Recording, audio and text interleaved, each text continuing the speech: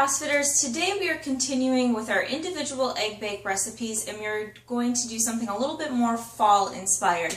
We're going to be doing an apple and pumpkin egg bake. And so we're going to be using, just like we did with our veggie egg bake, these little muffin liners so that you'll have something that you can grab and go or pack with the kids, or even right after a workout. This would be a perfect little snack to help give you some protein and also to give you some of those carbohydrates to refuel that glycogen storage in the liver to help you to have energy for the rest of your day, and to also help to starve off any sugar cravings for later in the day. If you're a person that's prone to that, this would be a good thing for you.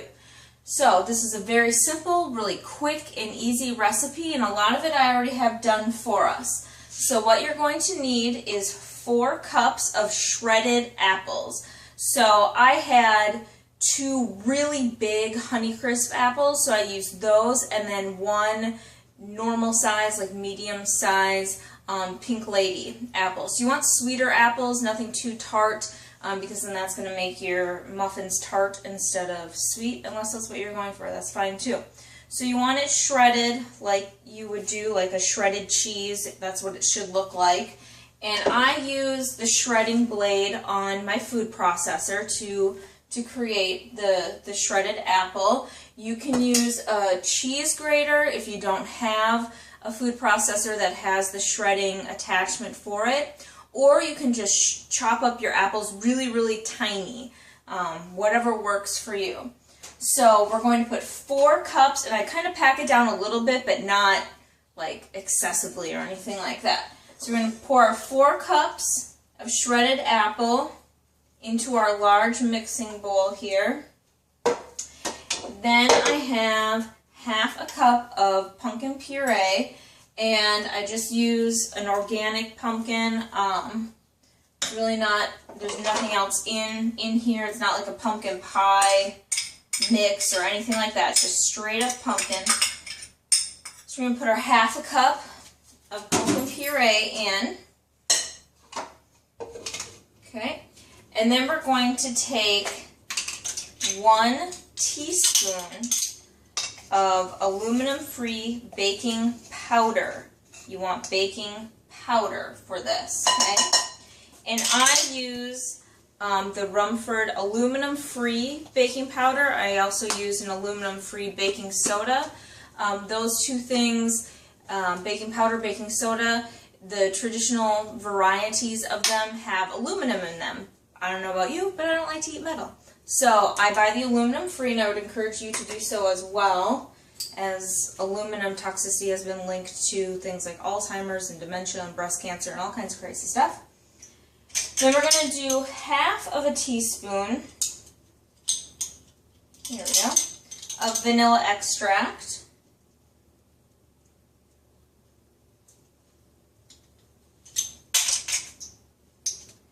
And we're going to do 2½ teaspoons of cinnamon.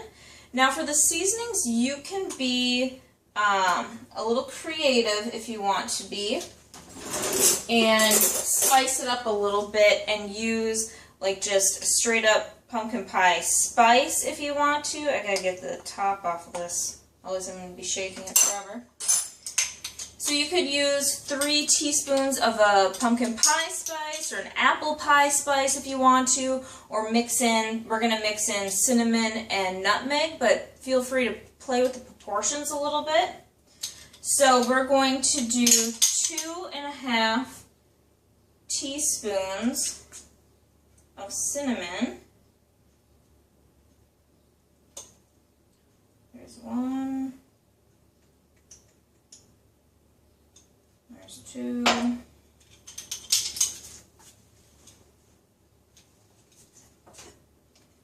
then here is our half. And then I'm going to do half of a teaspoon of nutmeg. If you are a person that really likes the flavor of nutmeg, you might want to split it equal parts cinnamon and nutmeg. I just like a teeny tiny hint of nutmeg, so I'm using less.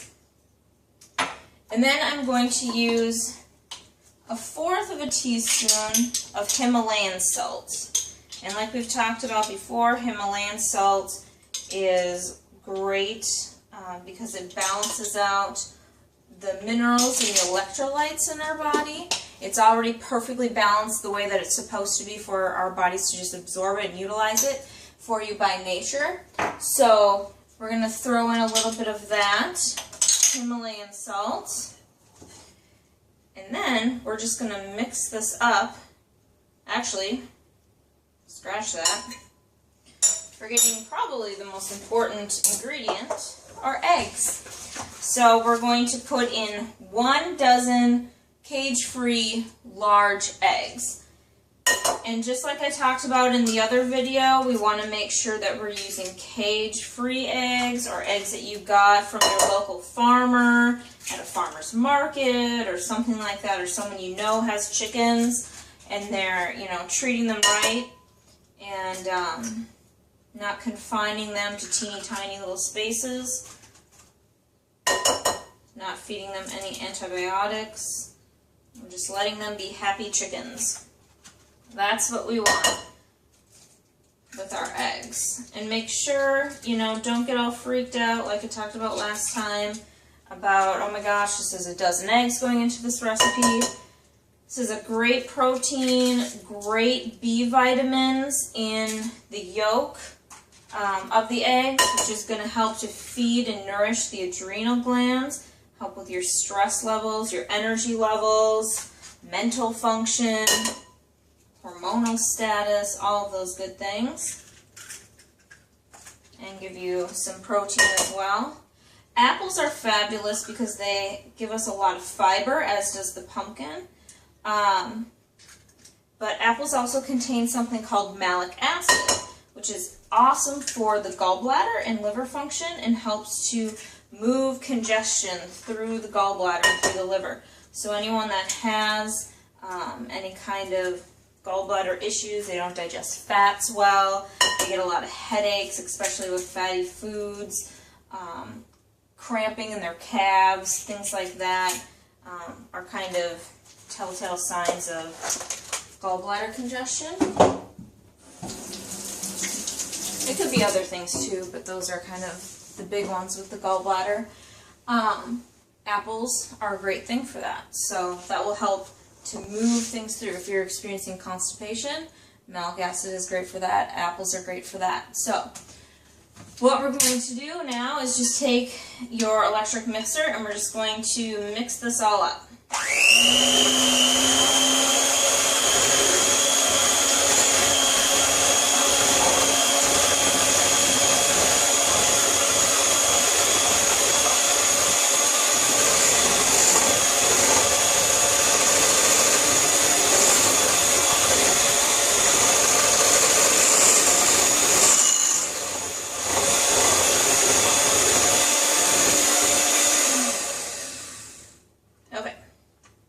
And we want everything to be really well mixed. It's, the apples are still going to be in their shredded form, and that's what we want.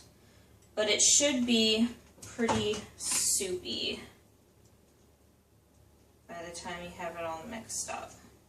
So just kind of get the little chunks of apple off of the beater as much as you can. And then make sure that you have your oven preheated at 350 degrees.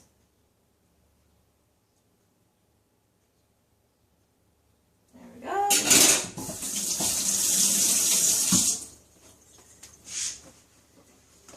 And all we're going to do is just take our spoon.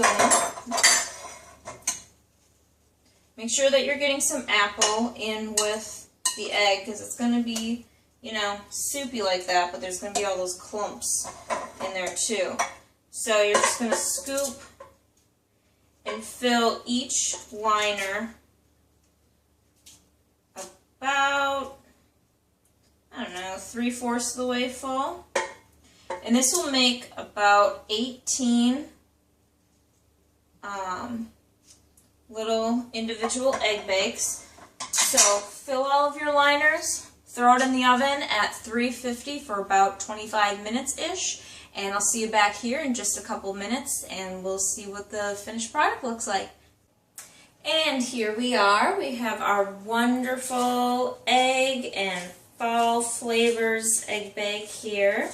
Originally I had said to use 3 teaspoons of your seasonings of choice and spices of choice, and I would actually up that to 4 just to give it a little bit more punch. So add in more cinnamon or nutmeg or cloves, pumpkin pie spice, whatever you want to do.